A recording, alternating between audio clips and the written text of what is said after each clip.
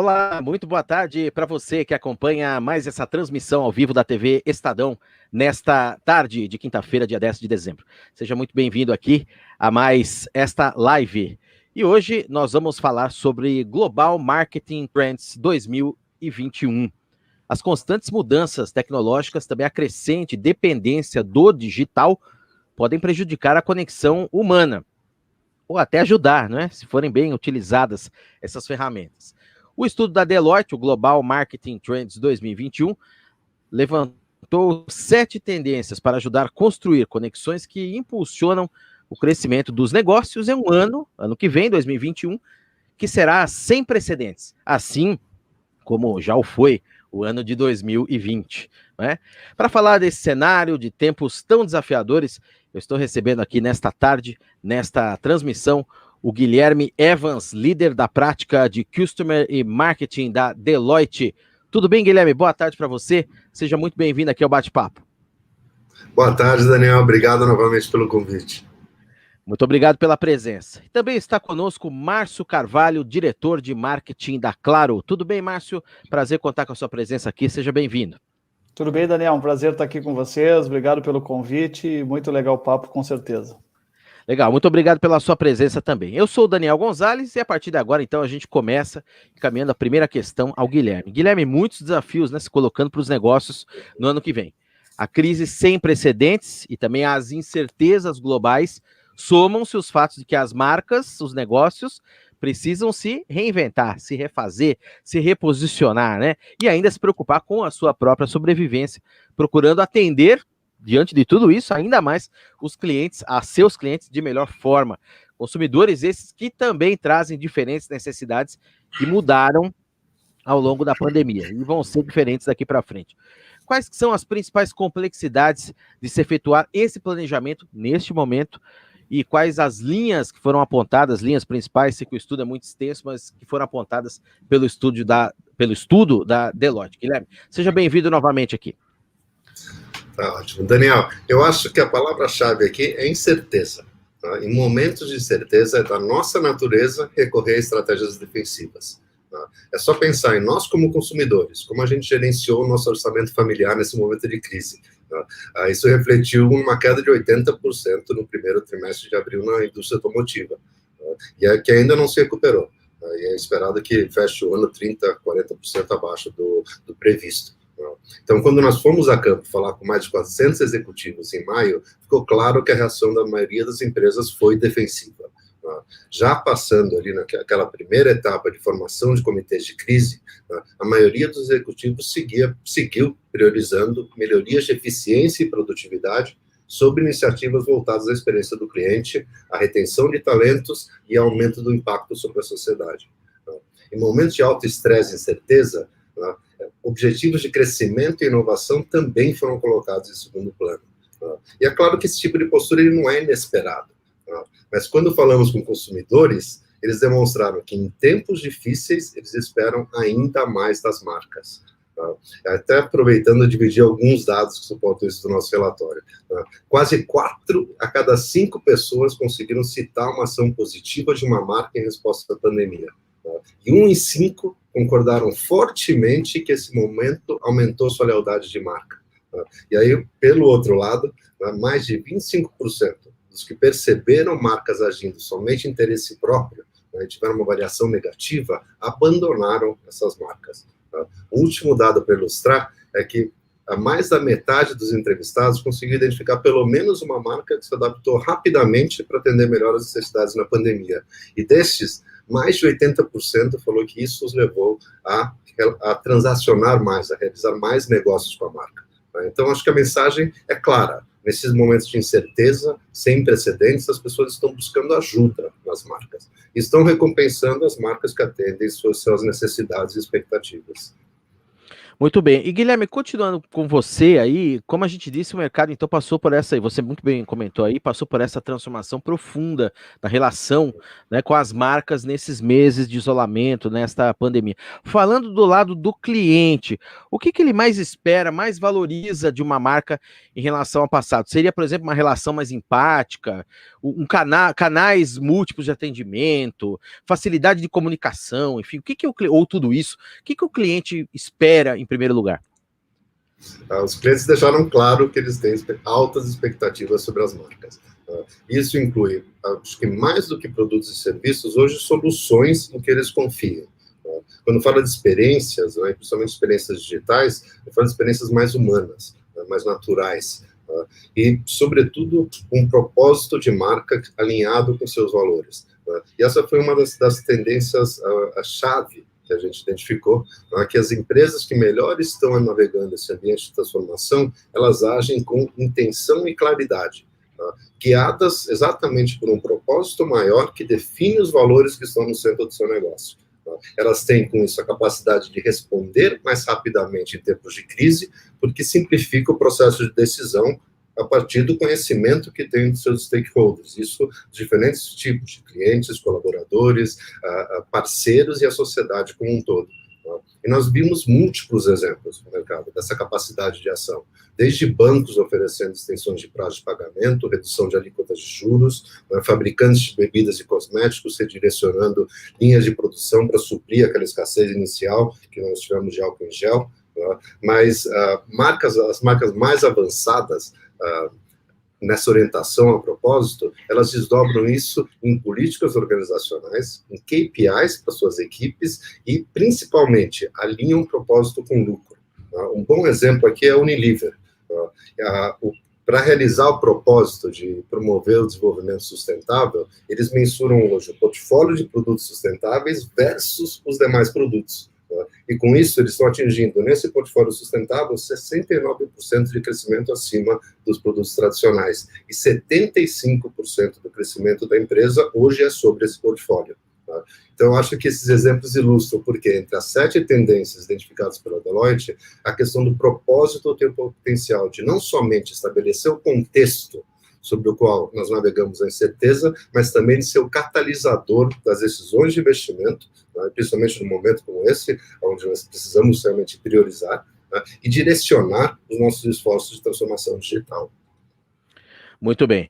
Márcio, como é que você vê as demandas e a relação com os consumidores nesta pandemia? Quais que foram, na sua opinião, aí, na sua visão, as principais mudanças e como as empresas também, na sua avaliação, estão reagindo e vão continuar reagindo nessa crise e também no pós-crise? Uma boa tarde para você novamente e Márcio. Boa tarde, Daniel. Um pouco do que o Guilherme comentou, né? Eu acho que é um consumidor muito mais empoderado hoje, muito mais informado, que exige uma relação de confiança com as marcas e que o fato da marca estar imbuído e investido dessa sociedade completamente digitalizada, ela não permite mais você ter uma postura para fora, outra postura para dentro, ou é realmente ecossistêmico e a forma como cada marca se relaciona com toda a sociedade que dita o grau de engajamento, de confiança que ela desperta nas pessoas. E as necessidades foram muito humanas nesse período, né? Todos nós saímos de um período de que a gente vinha ali evoluindo, se digitalizando, se transformando, para um modelo que foi necessário puxar o freio, se adaptar, sobreviver como seres humanos e como parte das nossas empresas, das nossas marcas que nós representamos agora, vem uma etapa diferente, nova, de entender de tudo aquilo que nós vivemos, o que veio para ficar, que comportamentos novos são esses, que demandas novas são essas, e como é que a gente vai se estruturar para realmente seguir atendendo e seguir sendo relevante na vida das pessoas. Muito bem. E é muito isso do que você falou, né, Márcio? A gente quis talvez se sentir acolhido mesmo, né? Se sentir próximo, se sentir ali, vamos dizer, com mais atenção por parte das marcas, enfim, que foi o que aconteceu no início e continua acontecendo, né? Vai ser o normal daqui para frente, né, Márcio? Daniel, eu acho que a gente assistiu aí nos intervalos de comerciais da TV, praticamente todas as marcas derrubando as suas campanhas, porque a partir daquele momento ali na metade de março, que estava todo mundo preocupado e indo para dentro de casa e não sabendo, né, sem visibilidade nenhuma do que ia acontecer e qual era o plano, todos nós entendemos que o discurso de antes não servia, e não era hora de falar em negócio, falar em business, era hora da gente ajudar todo mundo a se adaptar, a ficar em casa, a fazer bem o seu isolamento, lutar todo mundo junto contra essa ameaça que era o vírus, e sabendo, né, porque todo mundo começava a entender que ela teria efeitos muito perversos na nossa economia, no nosso dia a dia, na vida de todo mundo. Então, minimizar esses impactos, se adaptar a eles e se reinventar, né, porque também a gente está vendo todo o tempo muitas pessoas se falando, cara, sofri muito no início, perdi muito do meu negócio, me reinventei, digitalizei, achei outras formas de prestar meu serviço ou entregar meu produto.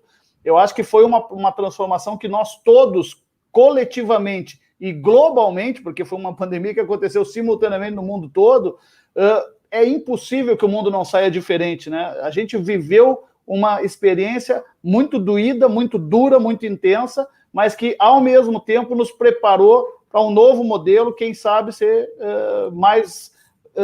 realmente ter propósito que vá além do negócio e que faça aquilo que é bom para a sociedade como um todo, esse sentimento coletivo, colaborativo, sustentável, porque é bom cada um ser bem sucedido no seu negócio, mas é importante também todos os outros ao redor também ir, porque senão vem esses cinturões de pobreza, vem a violência, vem tudo que não adianta. O sistema tem que estar equilibrado, tem que estar crescendo sustentavelmente para a qualidade de vida de todo mundo melhorar, né?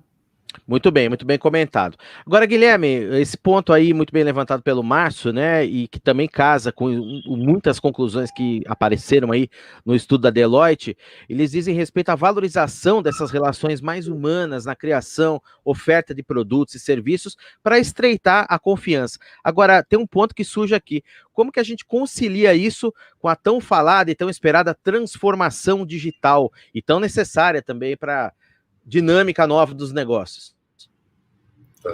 Daniel, acho que a questão é que a transformação digital, ela já privilegiava, pré-pandemia, eficiência sobre experiência. Tá? Isso já foi acumulando um débito de experiência ao longo do tempo. Tá? No momento que a tecnologia foi demandada como principal canal de relacionamento, para muitas empresas, a capacidade de conexão, no sentido que o Márcio estava colocando, no sentido humano, dessa necessidade básica que se exacerbou nesse período, tá? Agora, para muitas empresas, a capacidade se demonstrou insuficiente. Tá? Então, o risco, e muito do que a gente segue vendo nesse momento de aceleração do processo de digitalização, seja de quem já havia iniciado, ou de quem está agora correndo atrás, né, e recuperando, né, é que a gente tem o risco de acelerar esse débito. Tá? A parte boa é que nós temos incentivos claros para repensar o direcionamento desse processo. Na nossa pesquisa, a maioria dos clientes declara que aprecia tecnologias bem desenhadas e tem a expectativa de seguir utilizando mais esses canais. A adoção que nós tivemos, a migração para canais digitais, ela vai seguir acelerada após pandemia. Tá? Então, a humanização desse processo, ele começa com o alinhamento dos valores da empresa, do seu propósito com os valores do seu cliente. E, sendo prático aqui, a gente precisa complementar, como marketing, a visão de demografia, de idade, renda, localização, a visão transacional, de histórico de compras anterior, com valores que impactam o comportamento. Para exemplificar aqui um pouco, os valores humanos de segurança e controle, como o Márcio comentou, eles tomaram a frente nesse momento de pandemia. Isso impactou diretamente setores como turismo e viagens. O exemplo aqui da Delta Airlines, eles criaram uma nova divisão global de limpeza, embaixo da estrutura de Customer Experience, com um Chief Cleanliness Officer, um vice-presidente dedicado à atuação, que definiu novos estándares para a organização, desdobrando em ações de proteção significativas e transparentes para os seus clientes e colaboradores. E, como resultado, eles hoje têm uma média de positivação entre seus colaboradores bem abaixo da média de mercado, do segmento. E esse exemplo já toca no ponto seguinte, que é a confiança como base para o relacionamento. Reputação de marca se traduz, no final, na distância entre o que a gente promete e o que a gente entrega. E aqui a gente precisamos ter uma visão que vá além da execução facilitada de processos na transformação e contemple como entregamos o posicionamento, a promessa de valor e os princípios da marca de forma que ressoe com os valores do nosso cliente. Então, resumindo, eu acho que trazer esse mindset humano para a transformação digital é o que permitirá a gente ir além da eficiência, para o foco em nossos clientes, e gerar essas conexões reais com esse público. E, Márcio, falando exatamente sobre esse aspecto aí, a humanização dessas relações empresa-cliente, que passou a ser muito valorizada, né, como dissemos aí na crise, como é que você observa essa questão e como que, na sua visão, as empresas podem levar essa tendência ao dia a dia? Por exemplo, nos canais de atendimento, ou personalizando um serviço, oferecendo uma experiência nova para o cliente, um canal a mais, enfim, o que dá para fazer, Márcio? Eu acho que foi um período, Daniel, em que o consumidor também, todos nós estávamos sendo permanentemente testados, né?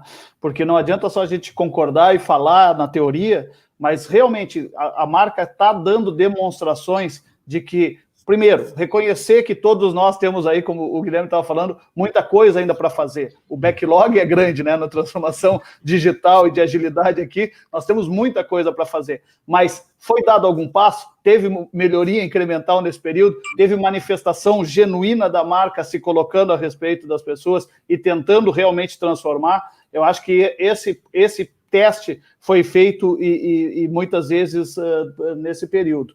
E acho que a construção ela vai permanecer, vai continuar. A gente sabe que se a gente olha o Brasil aí como o nosso grande alvo de transformação, o Brasil também tem questões estruturais a serem resolvidas, né?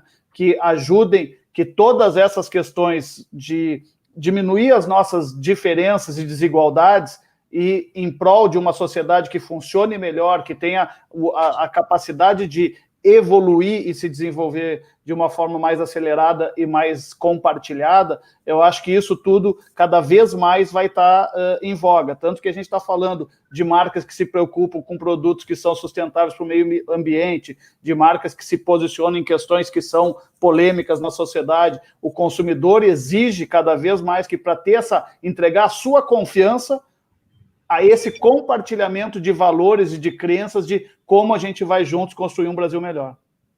Muito bem. É muito importante, inclusive, né, Márcio, continuando contigo aí, que as organizações envolvam os profissionais para intensificar todas essas ações agora nesse novo momento que nós vamos viver, já estamos passando por ele e vai se consolidar a partir do ano que vem, 2021. Como fazer isso? Como internamente colocar isso na cabeça das pessoas que, afinal de contas, estão por trás de todas essas ações aí? Perfeito, e acho que é justamente essa visão holística do ser humano, né? O ser humano que é consumidor, o ser humano que é colaborador, o ser humano que é parceiro, que é parte da sociedade, porque realmente todas as ações que essas marcas trazem e que, no fim, visam melhorar a sociedade, visam para todos. E é impossível você querer ter a sua marca amada pelo consumidor se o seu colaborador, o seu funcionário não estiver extremamente orgulhoso e enxergando para que propósito ele está entregando o esforço dele a cada dia que ele levanta cedo da cama. Ou como é que a gente realmente mede a capacidade que a gente tem de executar essa transformação?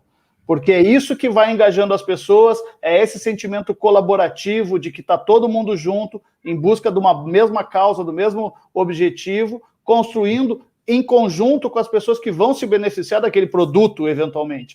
Então, essa construção compartilhada, 360 graus, que cada vez mais dita a norma de como as marcas têm que se preocupar. Porque não adianta você fazer comunicação interna dentro da empresa, porque no momento seguinte, se aquela comunicação é boa, o funcionário está tirando foto, está colocando na rede social e aquilo já está indo para o consumidor e assim vamos. Então, é um mundo muito diferente em que você vai realmente engajando o pessoal de dentro junto com o pessoal de fora e construindo uma atração muito legal para o seu negócio e para a proposta de valor que a sua marca está tentando entregar. Muito bem, Guilherme, com um olhar mais para o futuro, né? A gente sabe que há um longo caminho a ser percorrido pelas empresas, no próximo ano também, na nova era, talvez, da economia, né? E esse caminho se mostra tão desafiador como evidencia aí o Global Marketing Trends. Na sua percepção, os gestores, a gente falou dos funcionários aqui com o Márcio, mas os gestores, né, o comando, se mostra atento a esses desafios depois desse susto que as empresas passaram inicialmente. E eu queria te colocar mais 2 pontos. Em primeiro lugar, como é que você vê o Brasil, né, a situação das empresas brasileiras, o panorama das empresas brasileiras, a sensibilidade delas, e na tua opinião, tem alguma área de negócio aí que essa atenção seja maior, ou que requer uma atenção maior nesse momento? Olha, Daniel, acho que tanto o impacto inicial como o ritmo de recuperação tem sido distinto entre os diferentes setores da economia. Tá? Hoje, 30% dos setores já conseguiram retomar patamares pré-pandemia. Tá? Entre esses, o agribusiness, até pela desvalorização do real, alguns setores da construção civil. A gente falou aqui, nesse bate-papo, de alguns dos mais impactados, como turismo, automotivo, companhias aéreas, e temos oscilações que devem estar vindo de alguns setores que se beneficiaram durante esse período do auxílio do governo, né? Que isso foi reduzido como alimentos, que foi algo desde o início do auxílio, e vestuários, celulares, bens duráveis, que foi algo mais recente. Mas eu acho que, assim, independentemente do setor de atuação, as empresas mais preparadas para reagir às mudanças no ambiente de negócios foram as que estavam mais avançadas no processo de transformação digital. Principalmente aquelas que já direcionavam esse movimento a partir da experiência de seus clientes, seus colaboradores, demais stakeholders, como o Márcio estava colocando agora há pouco. Tá? E aqui, no final, tá, eu acho que a gente tem uma oportunidade e uma responsabilidade aqui do marketing, tá, como responsável em buscar uma visão clara do mercado, antecipar as conversas, entregar relevância, tá, para esses públicos. E a base para isso é o conhecimento sobre o cliente. Para executar isso em escala, a gente precisa sim de tecnologia, mas mais do que isso, uma orientação para valores, uma entrega de valor nas jornadas dos clientes, dependente do canal de ativação de relacionamento. No ponto de participação dos clientes, que eu acho que o Márcio tocou agora há pouco, também eu acho que a gente tem uma boa notícia aqui. Na nossa pesquisa, nós falamos com 7.500 consumidores, e a gente fez um duplo clique em 4 países, e os brasileiros se demonstraram os mais dispostos hoje a interagir ativamente com as marcas. Então, a gente tem espaço, sim, para trazê-los mais próximos e participarem desse processo.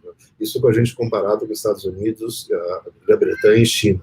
67% dos brasileiros indicaram que já realizam atividades como participar da discussão da marca em redes sociais, escrever reviews online, dar conselhos para outros clientes. Aonde a gente ficou atrás da China foram em atividades de maior envolvimento, né, como a participação, a cocriação de produtos, serviços e ofertas, que eu acho que é uma área de oportunidade para a gente. Tá?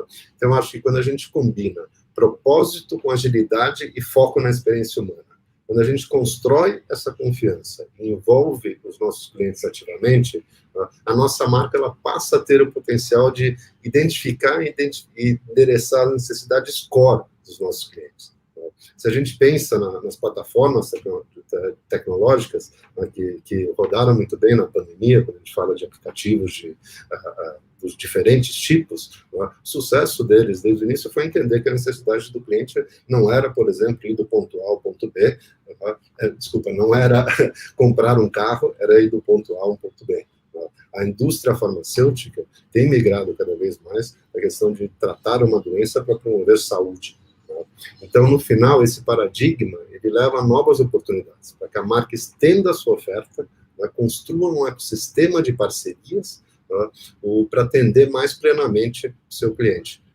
Isso, eu acho que é o espaço importante que a gente tem de oportunidades e novas formas de monetizar exatamente esse relacionamento mais próximo, essa conexão com o cliente, e a gente tem bons exemplos aqui, vindo tanto no Open Bank, no mercado financeiro, dentro do próprio papel das telcos, e o Márcio pode contar um pouco como, inclusive, esses mundos já estão se misturando, e no final, gente, a conexão com o cliente, eu acho que vai ser o grande direcionador, o grande motor desses diferentes segmentos, agora nessa cada vez um ambiente competitivo diferenciado.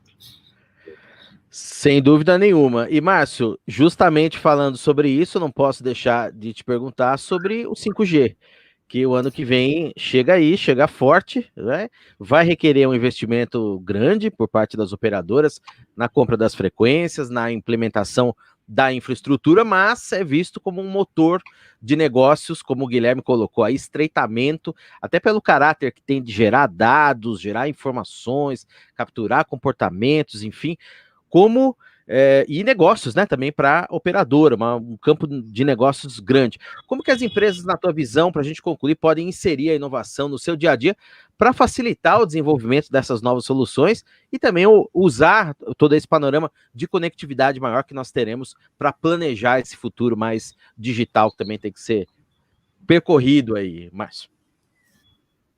É isso aí, nós estamos falando muito do mundo que vai além da conectividade, só que a conectividade também está evoluindo muito, né? A gente está vendo fibra para todo lado, banda larga, a chegada do 5G, tudo que a gente vem cada vez mais fazendo para conectar pessoas e coisas, para ter uma sociedade realmente cada vez mais conectada com cidades inteligentes, carros autônomos, drones, tudo que pode vir aí para gerar mais contextualização, personalização e experiências bacanas para as pessoas.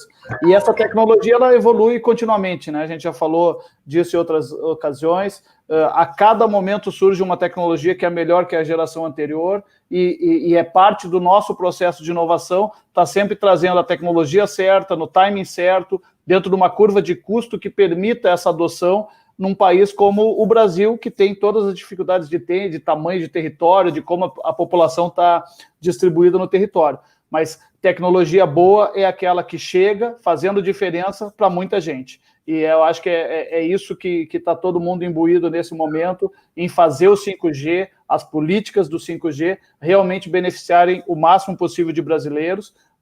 O caminho já começou, a gente já lançou ao longo da pandemia, inclusive, a chegada do 5G DSS, que é um 5G que utiliza tudo que a gente já tinha aí nas gerações anteriores, do 4G e do 4.5G, porque acelera mais a velocidade. Mas tem muito mais coisa para a gente fazer, a gente ainda tem que construir mais torres, porque as frequências que vêm aí são mais altas e precisam de mais torres para ter cobertura. A gente precisa diminuir latência, porque o tempo em que você envia informação e eu recebo faz diferença para a gente controlar processos e automatizar toda a sociedade, e é uma jornada que a gente vai ter que fazer juntos, cada vez mais. A inovação, ela é aberta, ela é colaborativa, ela é feita com as pessoas, com parceiros e com um foco social. A gente sentiu isso claramente dentro da Claro. A gente tem o Bion, que é o nosso hub de inovação, tem o Instituto Claro, que é o nosso braço social. Eles viviam ali quase que vidas próprias, né, com as suas coisinhas, e durante a pandemia a gente teve, cara, que fazer vários war rooms com várias coisas que se misturavam, o próprio B2B2C, né? Tinha unidade de negócio que cuidava de consumidor final, tinha unidade de negócio que cuidava de empresas, daqui um pouco surge educação à distância, que é uma necessidade, ou medicina, telemedicina.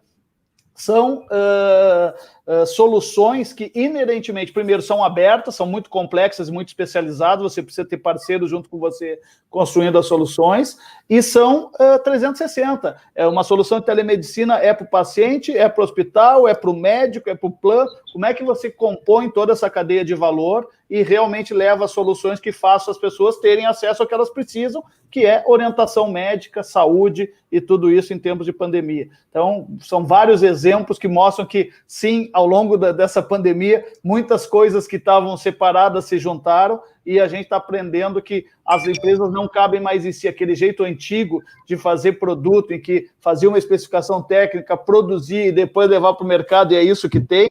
Não, hoje você tem que ir lá falar com o consumidor, estar próximo do consumidor, entender o que ele precisa e, a partir daí, fazer a sua cadeia produtiva se adaptar a todas essas necessidades. Márcio Carvalho, diretor de marketing da Claro. Grande abraço para você, Márcio. Obrigado pela presença aqui, pelos esclarecimentos, pela conversa muito produtiva. Até uma próxima, Márcio.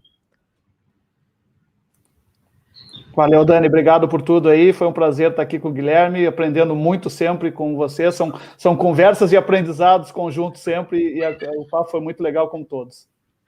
Valeu. E também agradeço demais ao Guilherme Evans, líder da prática de Customer e Marketing da Deloitte. Grande abraço para você, Guilherme. Muito obrigado.